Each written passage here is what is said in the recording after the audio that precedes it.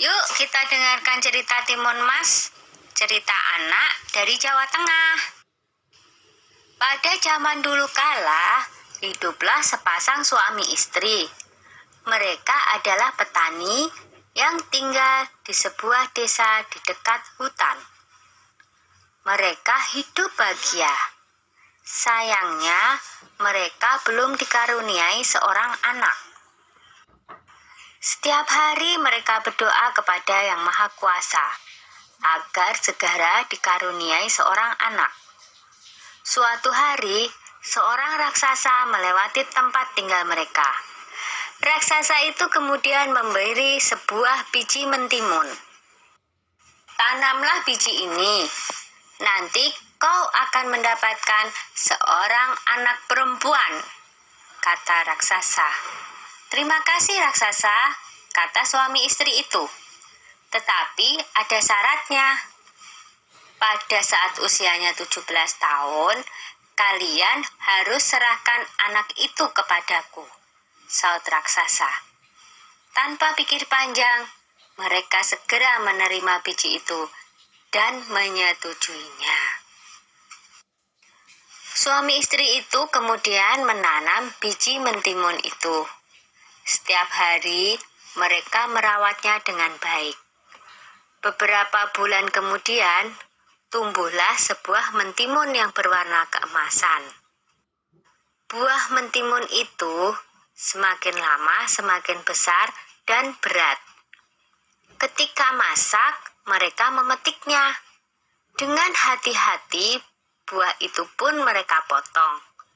Betapa terkejutnya mereka, karena di dalam mentimun itu ada seorang anak bayi perempuan yang cantik dan lucu. Tahun demi tahun berlalu, Timun Mas tumbuh menjadi gadis yang cantik jelita. Kedua orang tuanya sangat bangga padanya. Tapi mereka juga takut, karena pada usia 17, mereka harus menyerahkan Timun Emas kepada raksasa, sesuai dengan perjanjian mereka. Ketika Timun Emas berumur 17 tahun, si raksasa datang. Pak Tani berkata, "Tunggulah sebentar, Timun Emas sedang bermain. Istriku akan memanggilnya." Lalu ia segera menemui anaknya. "Anakku, ambillah ini," kata Pak Tani sambil menyerahkan sebuah kantong kain. "Ini akan menolongmu melawan si raksasa. Sekarang, larilah secepat mungkin." Timun Mas pun segera melarikan diri. Raksasa segera berlari mengejar Timun Mas. Raksasa semakin dekat. Timun Mas segera mengambil segenggam garam dari kantong kainnya. Lalu, garam itu ditaburkannya ke arah raksasa. Tiba-tiba, muncullah sebuah laut di depan raksasa. Dia terpaksa berenang dengan susah payah.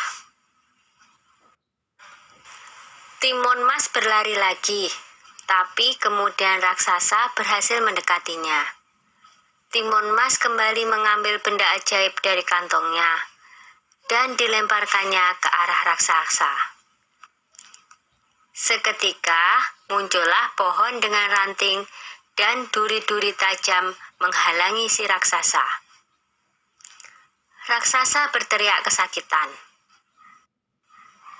Tapi raksasa itu sungguh kuat dan terus mengejar Timun Mas. Maka Timun Mas pun mengeluarkan benda ajaibnya yang ketiga. Ia menebarkan biji-biji mentimun ajaib. Seketika itu pula, tumbuhlah kebun mentimun yang sangat luas. Sampai akhirnya, Timun Mas melemparkan benda ajaib terakhirnya, yaitu segenggam terasi udang yang berubah menjadi danau lumpur yang sangat luas. Raksasa itu akhirnya terjerembab di danau lumpur itu dan tak bisa lolos lagi.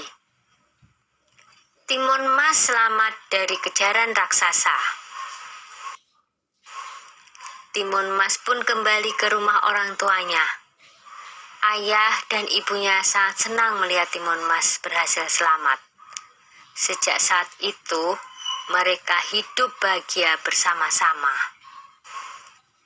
Sudah dulu ya cerita Timun Masnya. Jumpa lagi.